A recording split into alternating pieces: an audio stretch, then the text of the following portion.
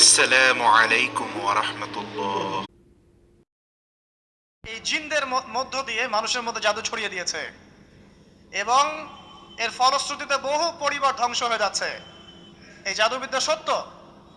আরো একটা জিনিস সত্য, নবী সাল্লাল্লাহু আলাইহি ওয়াসাল্লাম বলেছেন ইন্না আইনাল হক, চোখের নজর সত্য। নবী করিম সাল্লাল্লাহু আলাইহি ওয়াসাল্লাম বলেছেন চোখের বদনজর সত্য। এই যে আমরা বলি ফেসবুকে এত বেশি ছবি দিয়েন না ভাই, ছবি তুলেন না, ছবি তুলেন না, বারবার যে বলি নিষেধ করি, কারণ কি জানেন? একটাই কারণ, বিকজ চোখ লাগাটা সত্য। মানুষের চোখ লাগে, এই কথা শুনলে অনেক মজুমদাররা হাসবে না? কথা বুঝতে পারেন নাই? কিন্তু এটা সত্য, কারণ নবী করিম সাল্লাল্লাহু আলাইহি ওয়াসাল্লাম যা বলেছেন সাদাকাল্লাহু ওয়া সাদাকা রাসূলুহুল কারীম। নবী যা বলেছেন, আল্লাহ যা বলেছেন চিরায়ত সত্য, এর বাইরে কোনো সত্য আছে? আচ্ছা দেখেন, আমি বললাম যে জাদুবিদ্যা সত্য। এই জাদুবিদ্যার চর্চা মানুষ করে, এখনো করে, এবং এই জাদু দিয়ে মানুষের ক্ষতি করার জন্য জিনের প্রয়োজন হয়, দুষ্ট জিন। এই জিনগুলোকে মানুষ তাবে করে মানুষের ক্ষতি করার চেষ্টা করে। দেখবেন এখন গ্রামে গঞ্জে শহরে সব জায়গায় ছড়িয়ে পড়েছে না? দেখবেন, খুব সতর্ক থাকবেন। আমি পরে সলিউশন বলছি আপনাদেরকে। আরেকটা বলেছি, নবী সাল্লাল্লাহু আলাইহি ওয়াসাল্লাম বলেছেন চোখের বদনজর এমন সত্য যে একটা উটকে এই রান্নার ডেকচির মধ্যে ঢুকায় ফেলতে পারে। মানে একটা উট খুব সুন্দর ভালো, আপনি দেখছেন মাশাআল্লাহ বলেন নাই, নজর লেগেছে, উটটা মারা গেছে জেনেন দেন, তারপর তাকে জবাই করে খেয়ে ফেলতে হয়েছে। একজন সাহাবী গোসল করছিলেন, গোসল, এটা হাদিস সহিহ।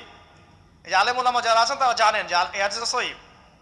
একজন সাহাবী গোসল করছেন, তার গায়ের চামড়াটা খুব সুন্দর ছিল, একদম স্কিনটা অনেক সুন্দর থাকে না এমন কিছু মানুষ?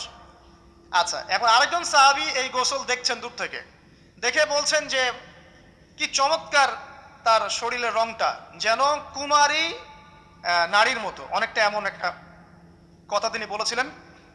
সাথে সাথে এই সাহাবী অজ্ঞান হয়ে পড়ে গেছে। কোন সাহাবী? যিনি গোসল করছিলেন। এটার আপনি কোনো ব্যাখ্যা দিতে পারবেন না তো, এখানে কোনো সায়েন্স দিয়ে বা মেডিকেল সায়েন্স দিয়ে আপনি কোনো ব্যাখ্যা করতে পারবেন না। একটা ব্যাখ্যা দিতে পারেন, কিন্তু কেন সেটা হলো সেটা আপনি অ্যান্সার খুঁজে পাবেন না।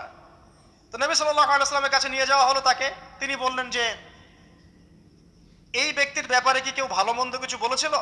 তখন একজন সাহাবী বললেন হ্যাঁ, অমুকে বলেছে এর স্কিনটা অনেক সুন্দর, তোকে ডেকে নিয়ে আসো। ওকে ডেকে আনা হলো। ডেকে আনার পর নবীজি তাকে অনেক শাসালেন, তোমরা তোমাদের ভাইদেরকে কি মেরে ফেলতে চাও? তখন এই সাহাবী তো অবাক, আমি আবার কখন মারতে চাইলাম ইয়া রাসূলুল্লাহ? আমি তো মারতে চাই নাই, আমি তো খালি বলেছি যে তার গায়ের রংটা অনেক সুন্দর। তখন তিনি বললেন কেন তুমি সুবহানাল্লাহ বললে না, কেন তুমি মাশাআল্লাহ বললে না? যখন মাশাআল্লাহ বলবেন, সুবহানাল্লাহ বলবেন, নজরটা লাগবে না। আর যখন আপনি মাশাআল্লাহ বলবেন না, সুবহানাল্লাহ বলবেন না, দেখবেন নজর লেগে গেছে। আপনি বিশ্বাস করেন ব্যবসা খুব ভালো চলছে, মানুষ বললো যে বাহ তোর তো ব্যবসা হেভি, লালে লাল শাহজালাল, ঠিক আছে, দেখবেন আপনার কেনা বেচা বন্ধ হয়ে গেছে। এরকম হবে, আমার কথাটা বিশ্বাস করেন। এটা কিন্তু সায়েন্স প্রমাণ করতে পারবেন না, আল্লাহ এবং তার রাসূল বলেছেন, তার উপরে কোনো সত্য নেই। আছে সূরা কাহফ 29 নম্বর আয়াত পড়ে দেখেন, আল্লাহ পাক বলছেন ওয়াকুলিল হাক্কু মির রাব্বিকুম, সত্য সেটাই যা তোমার রবের পক্ষ থেকে আসে। ফামান শাআ ফালইউমিন, যার ইচ্ছা হয় বিশ্বাস করুক, ওয়ামান শাআ ফালইয়াকফুর, যার ইচ্ছা হয় সে অস্বীকার করুক। এই কারণে আমরা বলি ফেসবুকে এত বেশি ছবি দেওয়া, এই আই ওয়াশ করা, এই যে শোডাউন করা, হ্যাঁ, ইসলামের কিছু কাজ করলেন একদম মানুষকে না দেখাইতে পারলে ঘুম হচ্ছে না, এগুলো বন্ধ করেন, এগুলো বন্ধ করে দেন আল্লাহর ওয়াস্তে। অফলাইনে কাজ করেন, নিজেকে গোপন করার চেষ্টা করেন। যত বেশি মানুষের কাছে নিজেকে এক্সপোজ করবেন, কাজের বরকত কমে যাবে, কাজের বরকত কমে যাবে, চোখ লাগবে, নজর লাগবে। এবং চোখ লাগা বদ নজরে বহু আলেম আস্তে আস্তে মাঠ থেকে মাইনাস হয়ে গেছে না? যায় নাই? এখন কি আলেমদের সংখ্যা বেশি না কম? যত দিন যাবে আলেমের সংখ্যা আরো কমে যাবে। নবীজি বলেছেন আলেমদের সংখ্যা কমতে থাকবে, মানুষ জাহেলদেরকে আলেম বানিয়ে নেবে। তো প্রিয় ভাইরা, জাদুবিদ্যা সত্য, চোখের বদনজর সত্য, রাতের এই অনিষ্টগুলো সত্য, রাতের বেলা অনেক ক্ষতি আছে। এই জন্য নবীজি বলছেন বাচ্চাদেরকে বাইরে বের করো না, এবং তোমরাও রাত যখন গভীর হবে তখন এদিক ওদিক ঘোরাফেরা করো না। দেখবেন রাত যত গভীর হয় আমাদের শহরগুলো তত জীবিত হয়, তাই না?